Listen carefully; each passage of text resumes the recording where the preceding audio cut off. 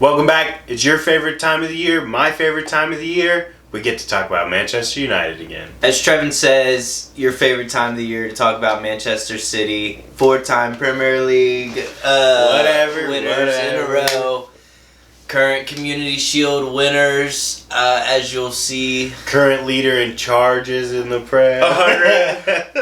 Well, we know that. That's old news. But we're going to talk about the Community Shield. And unfortunately, even though United were the better team, we lost. It's true.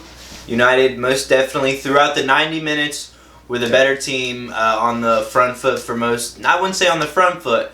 Had the better opportunities though, yes, for sure. Chances they should have put away. I can think of a Rashford chance he should have done better. There's a lot United could have done better. There's opportunities for growth there though. You know, it's good to see that we do play pretty well against the best team in the world, realistically. I mean, they are so good. Obviously, they had some subs. They had some academy players. We know not everyone was there, but it was the same for United. United don't have a striker right now that's fit. Luke Shaw, we don't have a left back that's fit, that's in the senior squad. Like, it's rough. So, we both got injuries, but it was good to see that we did well. I would say United definitely had a stronger side, for sure. Like in their 11, the players they had. But not much. And you say not much, but you think of the star players we didn't have versus you had all your best players, pretty much maybe 2 or 3. If we're being honest. But they're very important. If we're being honest. But we got Johnny Evans at center back, okay? That's your fault. Okay. That's your fault. No, but still, yeah, I mean, exactly. But that's like... that's the level of player you have to play. Exactly. But that's who played. But he's one of your starters is what I'm trying to say. He's maybe not your starter, but he's in the lineup. Either way, United definitely were playing better. They were the better team through the 90, the better chances. Obviously, we had possession, that's as to be expected. And United, again, just couldn't put away the chances until... in the very end of the game. Literally, up into Garnacho's goal, we had no less than 3 clear-cut chances. Solid chances that should have been at least put on target. 100%. And those are the ones that you really, really are frustrated with. Rashford's especially. Now, I'm not going to get on here and say, oh, we need to get rid of Rashford. He's not good enough. No, he is creating those chances, and he is in those big moments. He needs to finish better. 100%. Everyone knows that. Everyone can see that. Nobody is saying, oh, he's perfect. He's doing exactly what he needs to. No, but he's starting to get where he was 2 years ago. Because we know the heights that he can reach, but we got to see it more frequently. City, we always start slow. It happens. It's what it seems to be like under Pep Guardiola. It seems like a slow start, but then we pick up. This game, it's another slower start, I would assume, against Man United. Bigger game. I wanted more.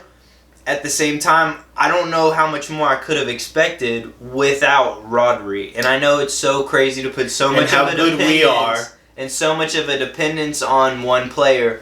But the reality is we're a completely different team with and without him.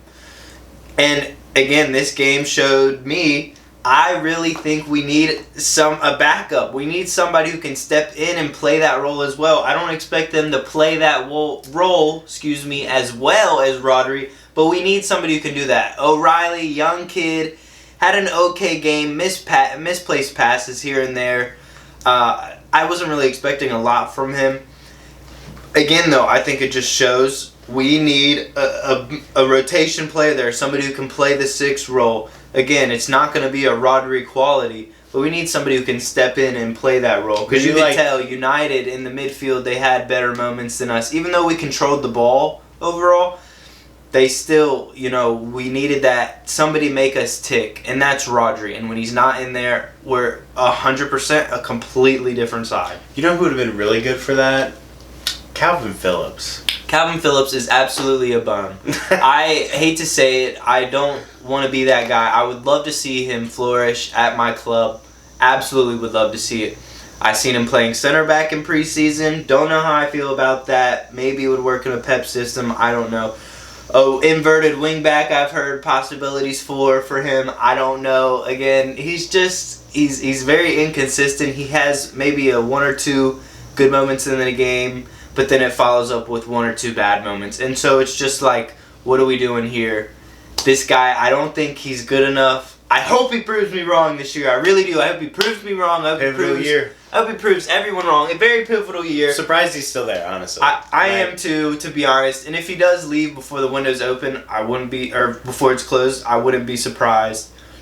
I definitely can tell you that he wasn't going to start this game or come in as he didn't. He didn't deserve to. No. I mean, you see the young academy players, and as somebody with not a lot of academy history, you probably enjoy seeing those players come through. We've seen it for the past a few years, past 5 or 6 years, the academy products producing very, very well at Manchester City, I'd say at least. And most noticeably throughout the world, we see players. I can't even name players off the top of my head, but I've seen a list. I've seen the list over the past 5-6 years of academy products we've had going to different lower league clubs, all throughout the English footballing system, all the tiers, things like that. And that all counts for something for sure. Producing talent, things like that. Especially like Phil Foden, Cole Palmer, your boy Jadon Sancho on your team. Left before he even got a chance. That you love so much. Jadon Sancho, your favorite guy. So the academy products, they're doing all right. I can't stress it enough, though. This game really showed we need a Rodri, not replacement, but a backup. We need somebody who can do that role. United should have put the game away, but couldn't do it because little old Bernardo, after Garnacho's pretty nice goal. Got to give it to him. It was pretty a nice goal. And then Bernardo just being an absolute asshole, deserving a red card. He only got a yellow. Sees Garnacho kick the ball away and decides, I'm going to bunch up and get real fucking hard and hit him. Like, pause. What? Like, what do you mean? Bit childish from Bernardo, I won't lie. But I love the passion nonetheless. Because he's on my team, I love it. If he's not on my team, hate that. Because he's on my team, guy, you know what I mean? You got to understand. It's the love of the game at that point. Garnacho, bum. Bernardo, though, man, comes off the bench. Asshole. What a nice header. And Pellistri, we need to talk about Ten Hag's subs. Good 11. The subs, questionable. Especially Pellistri on it right back, got caught out. See, this is the issue. Like, the issue with our squad is the lack of depth. And I see, like, United fans on Twitter, even though I know they're all vile, horrible people, mostly.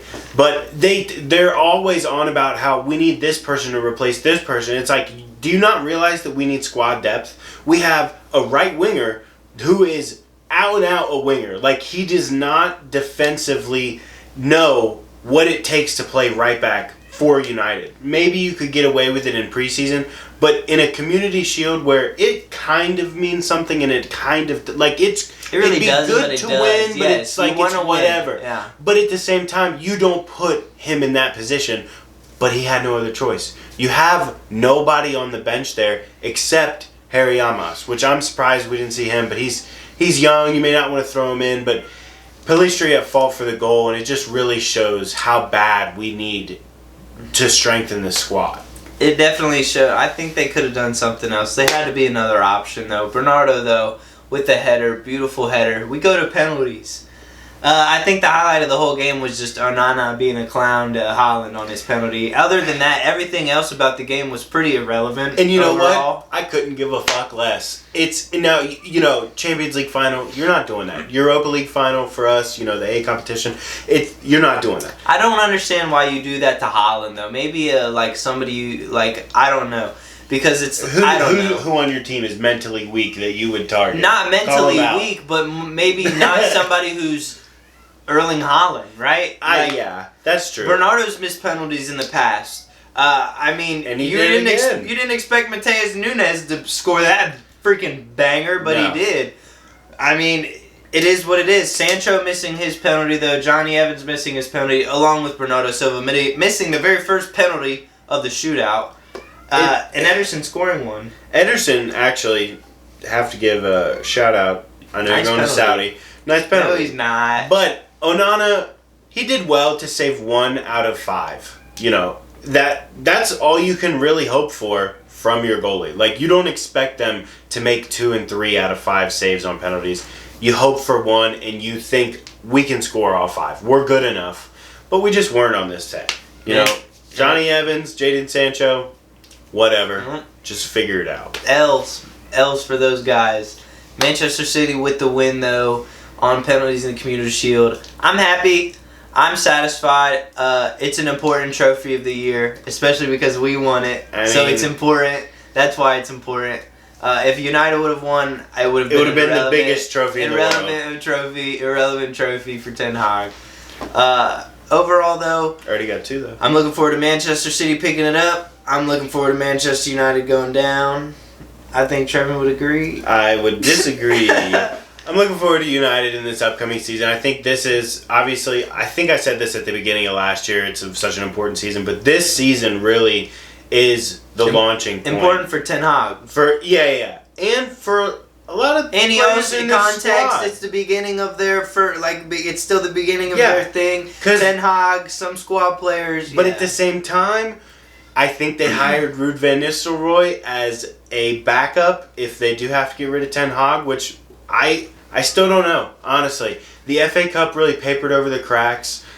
We all know that 8th is not where we want to be or where we're going to be, no matter who's in charge ever again. Like, I never want to see it again. But at the same time, you got to kind of say, let's see what you got right now. So this season is so important, not only for Ten Hag, but a lot of the players too. I mean, Rashford, you think if he continues on this downward slope, what happens with him? Does he just become a squad player? Is he content with that? I don't think he would be. So we'll see. We're gearing up for a big year. It's going to be a good season for both Manchester sides to watch. We'll catch you at the beginning of the Premier League season.